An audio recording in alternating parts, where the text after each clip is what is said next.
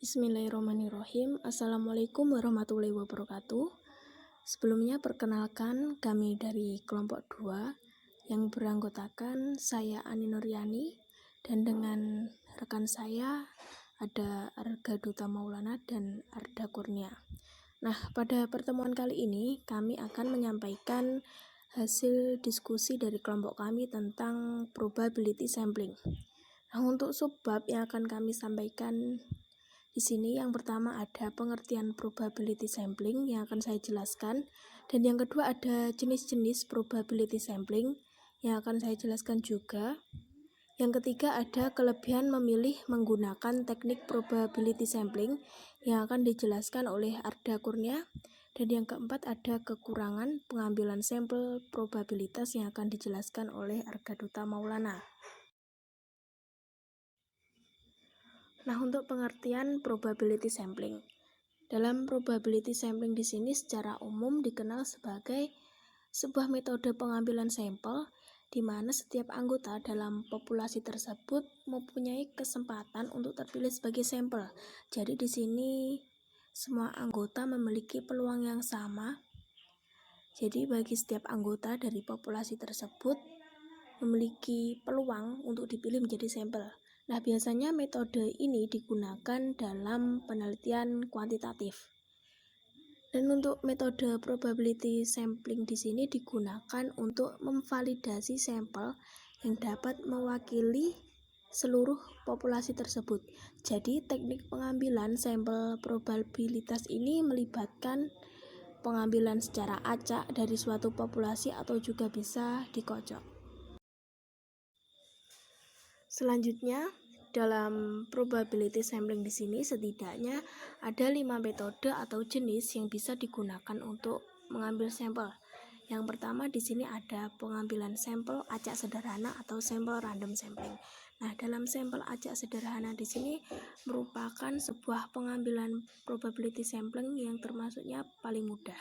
Jadi di sini sebelumnya untuk dapat melakukan metode ini yang harus kita lakukan adalah memastikan bahwa seluruh anggota dalam populasi tersebut sudah dimasukkan ke dalam daftar induk dan subjeknya dipilih secara acak dari daftar induk tersebut. Jadi di sini memerlukan daftar seluruh unit atau anggota dalam populasi tersebut. Contohnya di sini setiap anggota diberi tanda pengenal misalnya nomor. Jadi kemudian mereka yang terpilih dalam pengambilan sampel tersebut diambil secara acak atau dengan menggunakan program perangkat lunak otomatis. Selanjutnya, pengambilan sampel acak bertingkat atau stratified random sampling. Nah, pengambilan sampel dengan metode ini subjek awalnya dikelompokkan ke dalam klasifikasi yang berbeda terlebih dahulu, misalnya berdasarkan jenis kelamin, tingkat pendidikan, atau status sosial ekonominya. Yang ketiga ada pengambilan sampel acak klaster atau area atau cluster random sampling. Nah, dalam pengambilan probability sampling di sini dilakukan jika ukuran populasi tersebut terlalu besar untuk melakukan pengambilan sampel secara acak sederhana. Jadi dalam pengambilan sampel acak klaster atau area ini suatu populasi dibagi menjadi klaster yang unik terlebih dahulu, lalu dilakukanlah pengambilan sampel secara acak sederhana. Yang keempat ada pengambilan sampel sistematis atau systematic sampling. Nah, dalam pengambilan sampel acak sistematis ini sering dibandingkan dengan perkembangan aritmatika, di mana perbedaan antara dua angka berurutan dengan memiliki nilai yang sama. Yang kelima ada pengambilan sampel multitahap atau multistage sampling. Nah, dalam metode pengambilan sampel ini yang jauh lebih kompleks daripada variasi sederhana lainnya. Nah, dengan kata lain, teknik pengambilan sampel multitahap ini melibatkan kombinasi dari 2 atau lebih dari metode pengambilan probability sampling yang sudah diuraikan di atas tadi.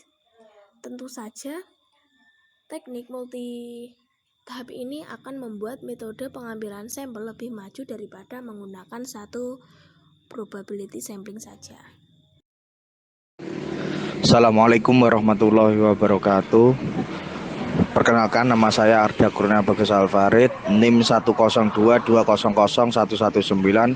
akan melanjutkan presentasi, yaitu kelebihan dan keunggulan ketika peneliti memilih menggunakan teknik probability sampling. Yang pertama, menghemat biaya. Yang kedua, melibatkan tingkat penilaian yang lebih rendah. Yang ketiga, lebih mudah. Keempat, dapat dilakukan bahkan oleh orang non-teknis.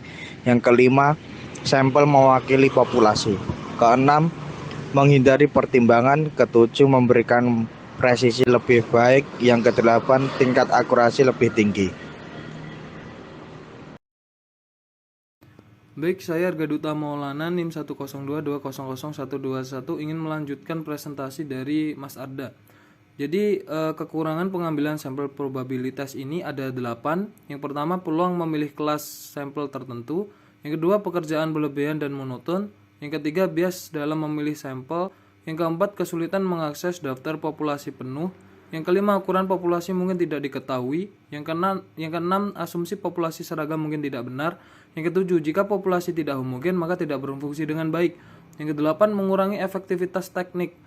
Ya, mungkin itu presentasi dari kelompok kami. Bila ada salahnya mohon maaf. Sekian dari kami. Terima kasih. Assalamualaikum warahmatullahi wabarakatuh.